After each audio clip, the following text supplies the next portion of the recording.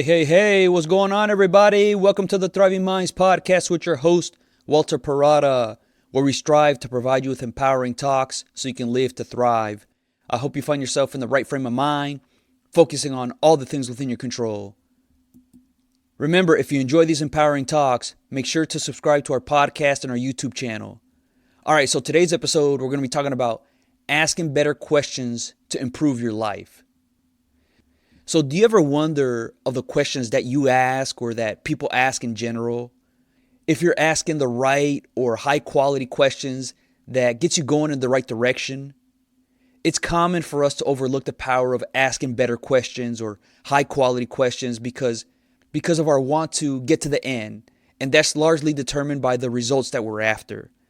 But by making asking questions the focal point, it's going to improve the quality of your life.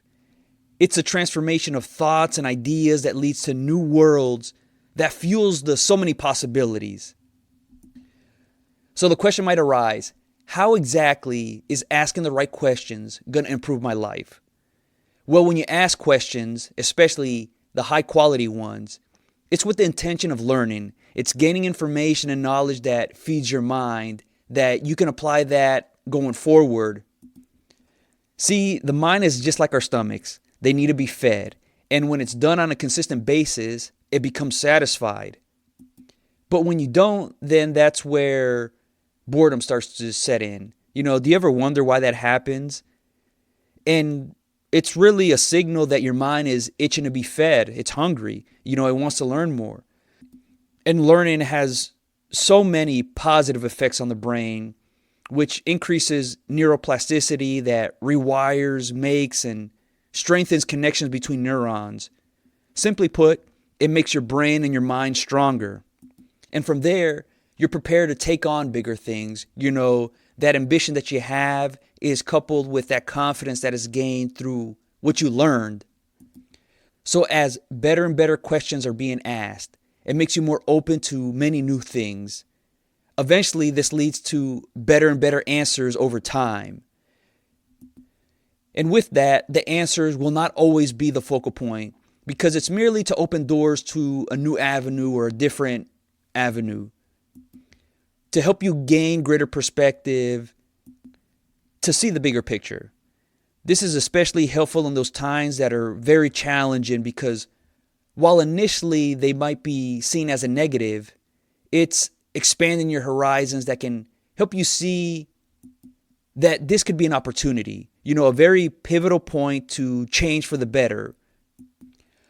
All of this will enhance who you are and the world that you create because you further explore things led by the initiative that is strengthened over time, and you gain so much more valuable insights that makes the journey even more profound. And this is where the realization kicks in that your life is fulfilling by just exploring, where you're discovering new things and develop skill sets that feels very gratifying. I can very much relate to this because when I take the initiative to seek out information, specific knowledge, it's a very satisfying feeling because it's opening up new ideas that leads to more questions, that leads to more ideas, and it just expands my horizons. Learning for the sake of learning is really a reward in itself. And I think this gets lost when we're going through school because there's such an emphasis on grades, standardized tests to show that we understand the information that's being taught. So that eventually takes precedence over each individual student actually learning at their own pace, in their own style that's suitable for them, where they're able to digest it. And instead, they kind of have to conform to just how things are done in a factory-like setting. So questions can help you get out of that mode of figuring out what works for you. So they're a catalyst to get our thoughts going in a specific direction that gets us to focus on, that shapes our behaviors. Our tendencies when questions are asked, we're looking to answer them right away. And we're searching for those answers based on the way that those questions are formed. So a good example of this is if I ask, why am I not making progress at work? I was passed up for promotion, yet I felt like I did everything that was asked of me. This naturally gets me to look for all the reasons why I'm stuck at work.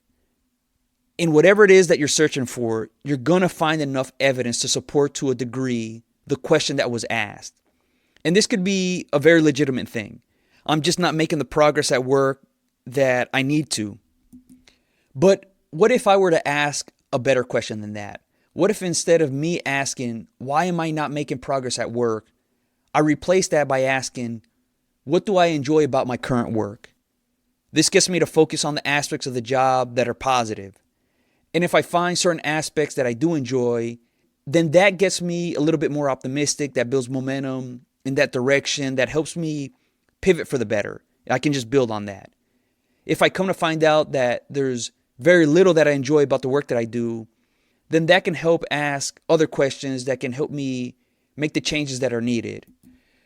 So the answers that I arrive at, if I come to find out that there's very little that I enjoy about the work that I do, then that can help me ask the next series of questions. All right, so if there's very little that I enjoy about this work, then I'll ask, what type of work would I enjoy on a daily basis? And then this starts to open many possibilities instead of being so narrow focused on why I'm stuck at work. Why am I having issues? And it could be just, it's a bad fit there. And these questions help to recognize that.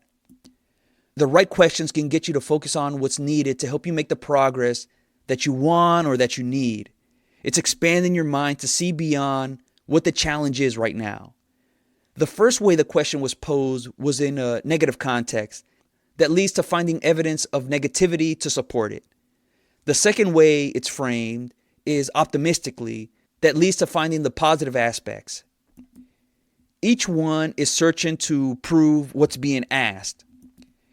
If we just look at many common examples, like in school, students are being asked questions to get a specific answer to show the teachers and the school system that they understand what's being taught. At work, questions are posed to us so we can arrive at the results to ensure that, something like the business continues to function. In these terms, or in these situations, it's very transactional, where you input something to receive something back. And that's the basis of asking questions to get an answer to it. What's the weather like? What's the traffic? If I buy this refrigerator, what benefits do I get? You see, it's just very input and output. You ask this and you get something back. And sometimes in those answers that we get, we're unsatisfied with them. And this can lead us to trying to figure out why the results were so poor. This is where looking inward at ourselves, reflecting can be so monumental, because at that stage, you'll find out that by asking certain questions, it starts to unlock many different possibilities, things that were not considered before. Think of the words that we use in asking questions: who, what, where, when, why. They all steer us in different directions to get different answers. So if you're unsatisfied with the answer or want better ones, simply continue to ask more with each different word and frame them in an effective manner. So for example, if something goes wrong, the common way it's asked is with why. We want to know the reasons that led to it. But it also needs to be followed up in other ways to figure out what to do about it. The why gives the explanation, but follow-up questions are needed to put things together that leads to a clear answer of what can be done. If we just ask why and leave it at that, then there's a tendency to blame or to wallow in self-pity. And that makes it very difficult to make any progress, because you're just kind of stuck in that stage of like, damn, I made a mistake. I failed, what was I thinking? So let's say a car accident occurs. If asked, why did it happen? Well, it was because the driver was speeding and lost control on a wet road. Anger or worry can then start to set in. And if the driver is asked a question of, what were you thinking in speeding on a wet surface? That makes them feel lousy about themselves and are going to be defensive. They might either shut down or get angry back at the person that's asking them that. So it's really, bringing out that survival mode. We're dwelling on the mistakes that makes it more likely for someone to feel stuck, as they might answer something like, I was in a rush, or I wasn't thinking clearly. Or maybe they might deflect it and get, resentful with the person that's asking them these questions. But instead of asking, what were you thinking in speeding on a wet surface? What if it was asked this way? What was learned from this? This helps to make it a little bit more neutral, and it just alleviates some of that pressure that comes from making a mistake to see what can be done going forward. Think about it. What good does it do to try to reprimand somebody after they made a mistake? Maybe it might be with the intention that they remember a moment like this, but they probably will, but for the worse. So by asking what was learned from this could lead to a good answer of, even though I might be in a rush, I know next time if I find myself in that situation, I just got to obey the speed limits and be more cautious in the wet surface. I might be a minute or two late, but that's totally worth it to avoid an accident. So that way makes it more conversational, makes it more reflective, that allows somebody to overcome that incident and not be so gun shy going forward. So much of the way that we ask questions is heavily shaped by a perspective that affect how we behave, act, and ultimately the choices that we make, which adds up to the situations we position ourselves for, whether we know it or not. To improve your perspective, just start by reflecting on the questions that you ask, as this shows where your focus is. Working backwards this way helps you identify where the dominoes begin to fall so you can correct them from being set off. This is a really simple and helpful exercise that makes you aware of the ongoing thoughts so you can recognize those negative ones and correct it before it starts to take over. In general, we're aware of it to a degree, but the more cautious you are of it, the better chance you have of starting to change it that begins to identify how to reframe questions for the better. It's understandable as you're working to make these changes. It's going to take some time, and the more committed you are to it, the better chance it's going to stick. One helpful way to get on track to asking the right questions is by aiming to ask just a little bit better and better questions each time, where the answers are not the primary focus and it's just about the quality of what you're asking. Take the time to write out some go-to questions. Maybe it's not the entire question that you need to write down, but just the beginning of it, as this helps to ingrain it. You fall back to it when you're unsure of what to do. So the same concept of framing it negatively versus positively. Instead of saying, why am I so bad at being organized? It can be said, how can I be better organized? Or what can I do that helps me be more organized? A really helpful tool to help you come up with helpful questions to ask, just spark some ideas. You ask ChatGPT, you ask Gemini, other resources to help you get started. You ask it, what are good go-to questions to ask in general for many everyday situations? What questions should I ask myself every day or every week to help me focus on what's important? This is enough of a nudge that gets your mind going, where you get a good feel for what to ask and how to ask. So in essence, the questions that are asked are the drivers in the directions that you ultimately take, because it leads your focus there. Think of it like this. Maybe this concept might help in identifying the right questions to ask or better questions to ask. Think about a map, whether you use a physical or a digital map, Google Maps or whatever it might be. There's so many possibilities of where you can go. The destination that you enter or the destination that you're after is basically that question that's being asked. And the route to get there is the answers that are given based on your destination. So if you're unaware of certain destinations, then you're going to be missing out on many of those wonderful answers, many of those wonderful possibilities, worlds that you never knew about. And sometimes as you're driving around, wandering around, you might come across a place that you never knew about, and you find out, man, this is a great restaurant, or man, this is a great store to shop at. I never knew about it. But that was because, you've explored. So things that go into asking good questions are that they're clear and specific, because this gets you to communicate to yourself and to those that you're asking them to what exactly to look for. This acts as clear markers to know if you hit the target that you're aiming for or not, and it shows how much further to go to reach it. So a good question would be, how can we increase sales by 8% in the next 30 days, as opposed to how can we increase sales? The first one is specific, the later one is very general. Or if you ask, can you take out the trash, instead of, can you help me with the trash?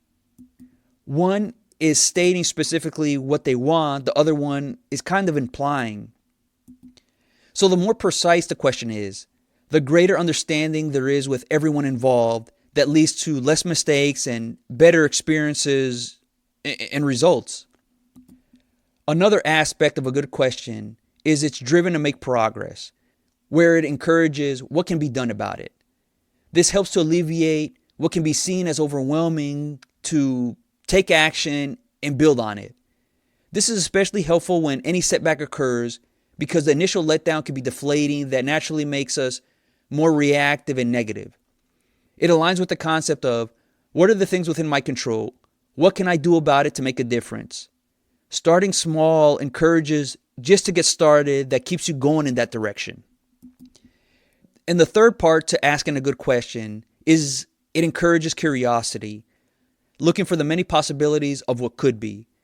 This helps to get past needing an answer right away now, because it leads to other questions that expands thinking and sparks new ideas. So high quality questions encourages reflection and deeper understanding that enhances our interactions, where openness is a key driver to enhance our experiences that enriches our lives. These three aspects help to give a better idea of how you can incorporate certain questions that you can ask on a daily basis, whether it's to yourself, to those around you, because they help to unlock many things that might be overlooked. So like mentioned before, when adversity is faced or times of uncertainty arise, asking the right questions or high quality questions can help you change your perspective for the better. The questions that we ask form what we see, what we discover, and the world that we find ourselves in. Unhappy with your world? Search for one through the power of asking the right questions. And the more questions asked, the more it lays a foundation that gets you closer and closer to the world that you're searching for. So to go back to the point of, why am I not making progress at my job or in my career? Now knowing the power of asking the right questions, of asking better questions, it can get you to move past that, because you're coming to realize what exactly that is, or have a better idea of what you can do to overcome that. You might come to find out that certain aspects of your job you really excel in, and maybe either you've forgotten about it or that skill has been used less often. So by asking the right questions, it can get you back on track towards the things that really brings you that joy at work. But on the flip side as well, if you find that there's very little that you enjoy, then you can really start to ask the next series of questions, so to find out exactly what you will enjoy on a daily basis. And not every day is going to be super exciting, as there's going to be many days where things are monotonous, boring, unexciting, filled with routine. But also there's going to come those rougher days where you forget about why you even started doing this. But at least having those right questions, it's going to remind you of why you even went down that route. So when you have the idea, and better yet, and more specifically the aspects of what you enjoy, that really allows you to bring out your best, so you can really excel. And this just means you're better positioning yourself in general. It's just clearly identifying where you are now and what it is that you're exactly after. And then from there, it just shows how much further you have to go.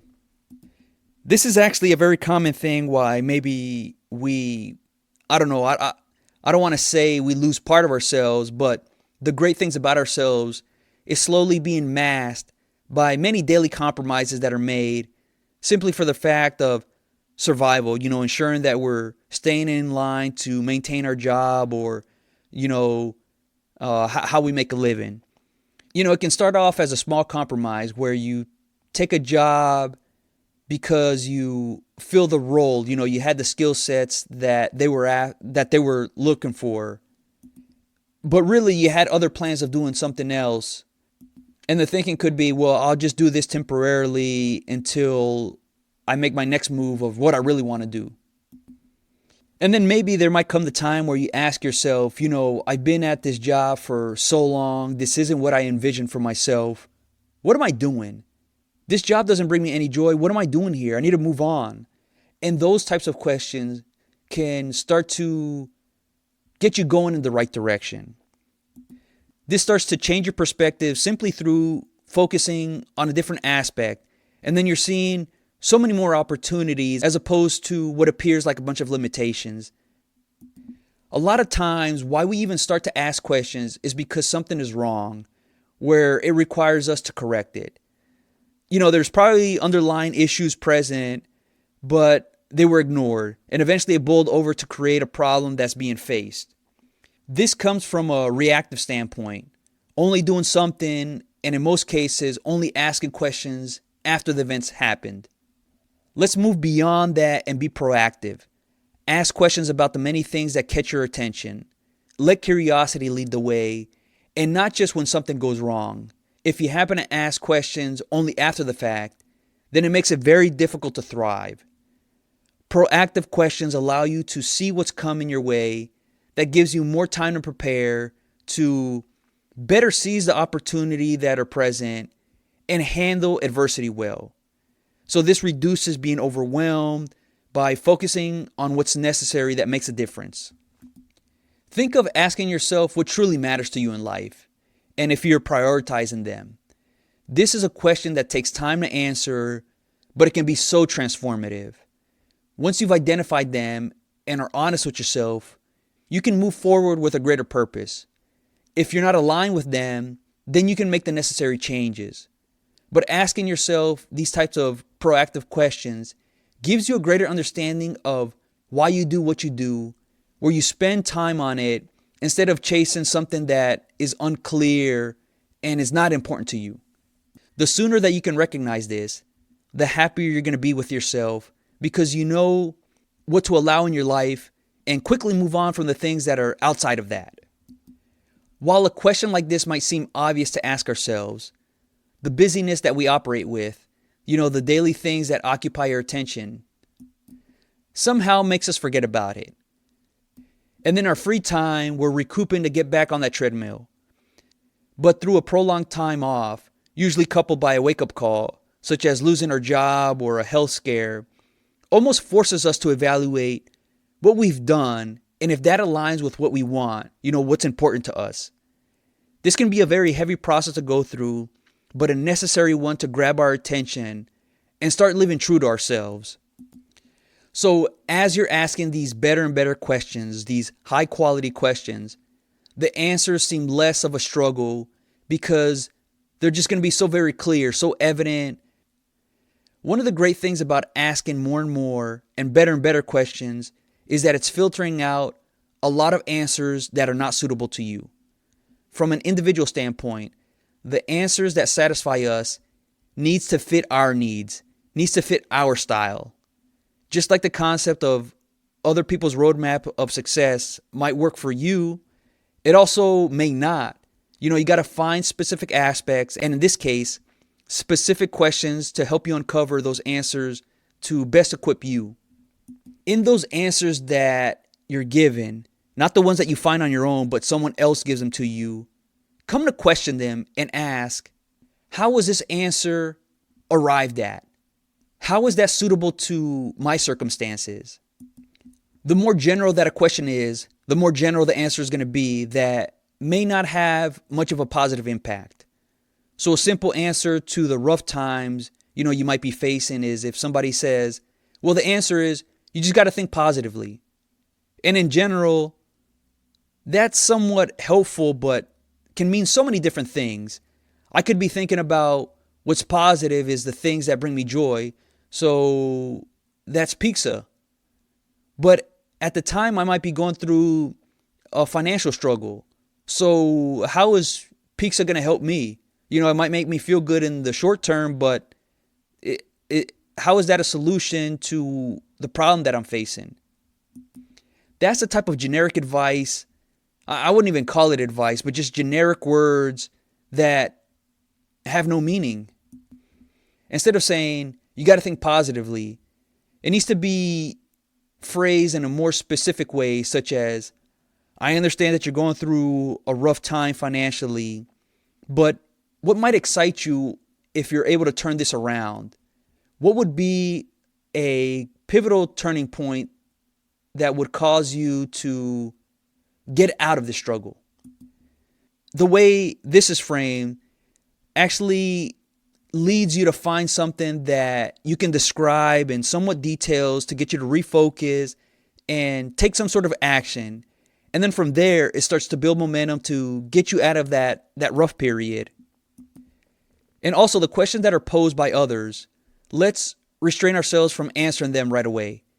Take a step back, delay the response, and ask, is this the right question to ask? Is there a better question that should be posed to help us arrive at a high quality answer?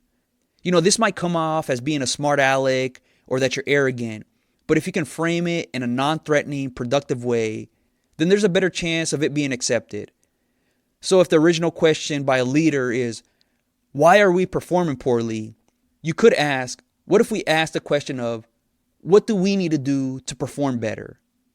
This invites dialogue that strengthens the team as a whole, as opposed to finding out what's wrong, which feels more like a list of negatives that makes people feel embarrassed and fearful. So in essence, questions are more important than answers. Poor questions lead to poor answers, and great questions lead to great answers. So consistently question the original questions that are posed. Challenge if the question that is being asked is the right one. Is there a better way to ask it? Start there and you'll find immense things. I really hope you enjoyed this episode. If you're interested in more topics like this, become a Thriving Minds member at www.thrivingminds.live. It's your personal development resource so you can build that right mindset so you can live to thrive. Remember, we're going to be launching the holographic Talking Face app here relatively soon. I should have a better idea of next week of when exactly we'll be launching. We're going to be taking a break from the podcast for a little while to focus on delivering the app. So please just be patient with us. Please leave us a comment about anything that we talked about, good or bad. All right. Until next time.